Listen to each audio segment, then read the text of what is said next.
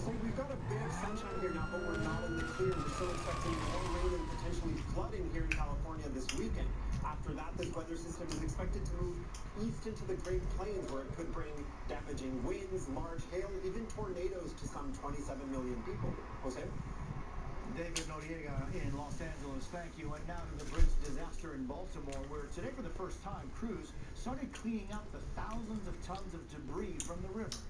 And tonight, we're hearing from a man who may have been one of the last drivers across that bridge just before it collapsed. Aaron Gilchrist reports. Tonight, cleanup of the collapsed Key Bridge finally underway. Highly trained salvage teams are using gas-powered cutters to chop the giant sections of steel into smaller pieces. A crane on top of a barge will then hoist and remove those pieces. The goal, to open up a temporary channel to get more vessels to the wreckage site. Do you have any sort of timeline as to when you may be able to open that temporary channel? It's still going to take a little bit of time to first ensure that these initial pull that we're taking of the wreckage, that it does not have any secondary consequences. Leaders on the ground say moving what's left of the mile-and-a-half-long bridge, the cargo ship beneath it, and the debris on the riverbed will be a painstaking, lengthy process. Nearly 400 people are working to get the Patapsco River back open after Tuesday's catastrophic crash. Baker Larry DeSantis was leaving one job on his way to another, taking the Key Bridge as he's done every day for 15 years. If I had been 1 minute later, I probably wouldn't be here. DeSantis believes his was one of the last cars to cross the bridge just before 1:30 in the morning. I told my daughter, I'm like in a little fog. It's just like, you know, it's very scary. Meanwhile, so many people wait. Families wait for answers about their loved ones, the 4 men whose bodies haven't been recovered. Right now, the conditions make it unsafe for rescue divers. But as soon as those conditions change, Colonel Butler has assured me that those rescue divers will be going right back in the water. Aaron joins me now from Baltimore. Aaron, what's being done for all the workers, the businesses in the area impacted by this?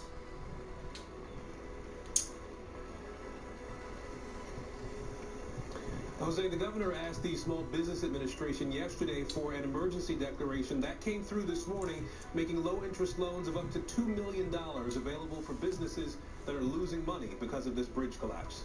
Jose? Aaron Gilchrist in Baltimore, thank you. Overseas, at the Vatican, Pope Francis led Easter Vigil services today amid growing concerns about his health and after he skipped a Good Friday event. Megan Fitzgerald has the latest. Tonight, Pope Francis presiding over a nearly 2-hour-long vigil, marking the start of Easter, one of the holiest days in the Christian calendar.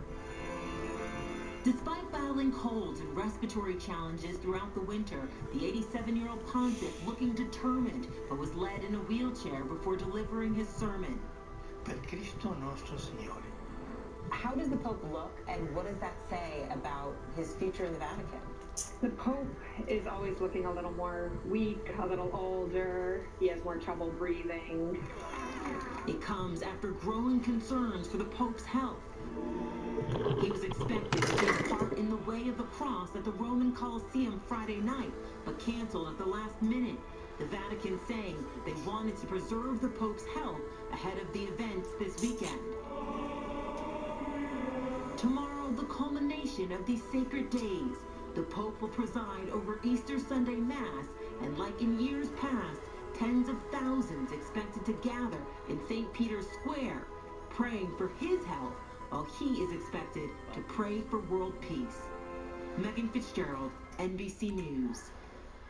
Back in this country, there have been multiple arrests in a chilling trend that has women in New York City on edge. Men punching them while they're simply walking down the street. The women now posting warnings on social media. Priscilla Thompson has the latest. So I just got punched in the face walking home. Tonight, the man accused of that heroin attack charged with misdemeanor assault after allegedly punching 27-year-old Michaela Donato in the face this week.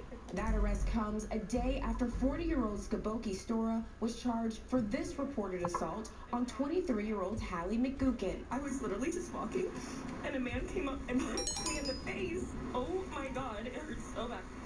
Dora, a fringe political candidate who once ran for mayor, has an extensive criminal record, police say. And earlier this week, a third man was charged, accused of punching a 57-year-old woman in the face.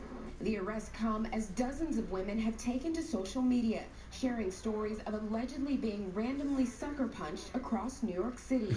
I was punched in the head in New York City.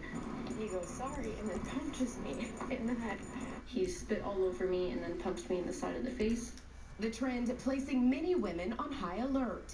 Makes me feel like a little bit paranoid. It's definitely been scary. Overall crime in the city is down, but data shows misdemeanor assault is up more than 10% compared to this time last year. 2 of the men arrested have not yet pled to the charges, and at least 1 has been released.